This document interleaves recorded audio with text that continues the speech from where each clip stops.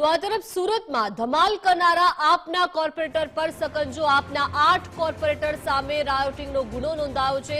સુરત મનપામાં ઘૂસીને માથાકૂટ કર્યાનો તેમના પર આરોપ છે। મંગળવારે પાલિકાની કચેરીમાં હંગામો મચાવ્યો હતો। લાલગેટ પોલીસમાં 8 કોર્પોરેટર સહિત 9 સામે ગુનો દાખલ કરવામાં આવ્યો છે।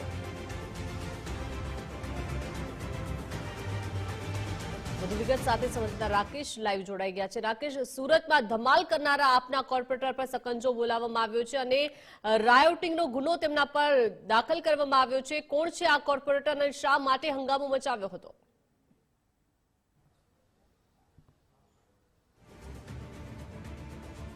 બે દિવસ અગાઉ સુરત મહાનગરપાલિકાની મુખ્ય કચેરી ખાતે વિપક્ષ નેતા પાયલ સાકરિયા સહિતના જે સભ્યો છે તે પાલિકા કમિશનરને મળવા માટે જઈ રહ્યા હતા। તેઓની રજૂઆત હતી કે વિપક્ષી સભ્યોને પાલિકા કમિશનર છે તે કોઈ પણ રીતે છે તે સાંભળતા નથી અને પોતાની મનમાની ચલાવે છે। ભાજપના ઇશારે પાલિકા કમિશનર કામ કરે છે તેવા ગંભીર આક્ષેપો છે તે વિપક્ષ દ્વારા કરવામાં આવ્યા હતા અને તે રજૂઆત લઈ અને મોટી સંખ્યામાં જે વિપક્ષી નેતા પાયલ સાકરિયા સહિતના સભ્યો છે તે પાલિકા કમિશનરની ઓફિસ સુધી ધસી આવ્યા હતા અને તે દરમિયાન છે તે સિક્યુરિટી સ્ટાફ દ્વારા તેઓને અટકાવવાનો પ્રયત્ન કરવામાં આવ્યો હતો, પરંતુ તે દરમિયાન છે તે વિપક્ષી સભ્યોએ ભારે હોબાળો મચાવ્યો હતો। પહેલાથી જ જે કાર્યક્રમનું જે જાહેરાત છે તે વિપક્ષી સભ્યો દ્વારા કરવામાં આવ્યું હતું અને તેને લઈને પોલીસ બંદોબસ્ત પણ છે તે પાલિકાની મુખ્ય કચેરી ખાતે ગોઠવી દેવામાં આવ્યો હતો। જે દરમિયાન છે તે પાલિકા કમિશનર કચેરી સુધી ધસી આવેલા વિપક્ષી સભ્યો અને જે પોલીસ વચ્ચે રીસણની ઘર્ષણની સ્થિતિ ઊભી થઈ હતી।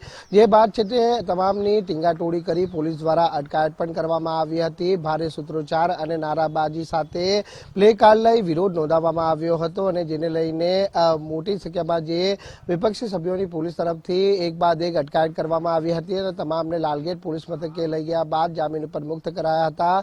જોકે હવે આ સમગ્ર મામલે છે તે લાલગેટ પોલીસ દ્વારા જે રાયોટિંગનો ગુનો દાખલ કરવામાં આવ્યો છે, જેમાં પાલિકાના વિપક્ષ નેતા પાયલ સાકરિયા તેમજ મહેશ અંડળ સહિતના જે કોર્પોરેટર મળી કુલ 9 લોકો વિરુદ્ધ આ ગુનો નોંધવામાં આવ્યો છે। જેમાં જણાવવામાં આવ્યું છે કે પાલિકાની મુખ્ય કચેરી ખાતે જે સરકારી મિલકતને નુકસાન પહોંચે અને જે અશાંતભર્યું વાતાવરણ છે તે ઊભું કરવાનો પ્રયત્ન છે તે કરવામાં આવ્યો હતો। એટલે આ તમામ બાબતોને લઈને છે તે પોલીસ તરફથી ગુનો નોંધી અને તમામની ધરપકડ કરવા માટેના ચક્રો ગતિમાન કરવામાં આવ્યા છે। કારણ કે જ્યારે આ કાર્યક્રમનું આયોજન કરાયું તે દરમિયાન ભારે ધાંધર ધમાલ પણ મચી ગઈ હતી। સમગ્ર પાલિકા પરિસરની અંદર નારેબાજી અને સૂત્રોચ્ચારથી જે કચેરી છે તે ગુંજી ઉઠી હતી અને તેને લઈને પોલીસ તરફથી તમામને સૌપ્રથમ સમજાવવાનો પણ પ્રયત્ન કર્યો હતો, પરંતુ તેમ છતાં પણ આ તમામ સભ્યો છે તે પાલિકા કમિશનરની કચેરી સુધી ધસી ગયા હતા। જોકે કમિશનર છે તે બહારથી આવેલા ડેલિગેટ્સ જોડે મહત્વની મિટિંગમાં વ્યસ્ત હતા અને તેના કારણે તેઓને સમય ફાળવી શક્યા નહોતા, પરંતુ વિપક્ષ તરફથી જે ગંભીર આક્ષેપો એ લગાડવામાં આવ્યા છે કે તમામ બાબતોને જ્યારે પ્રશ્નો પાલિકા કમિશનરને પૂછવામાં આવે છે ત્યારે કોઈ પણ પ્રશ્નનો જવાબ છે તે તેઓ દ્વારા આપવામાં આવતો નથી અને વિપક્ષી સભ્યો જોડે ઓરમાયું વર્તન કરવામાં આવે છે અને તેને લઈને જ આ વિરોધનો જે કાર્યક્રમની જાહેરાત કરવામાં આવી હતી, પરંતુ વિરોધ પણ છે તે શાસકોના શાસનમાં છે તે કરવા દેવામાં આવતો નથી તેવા આરોપ છે તે વિપક્ષે લગાવ્યા છે। જી આભાર રાકેશ, વિગત સાથે જોડાયા।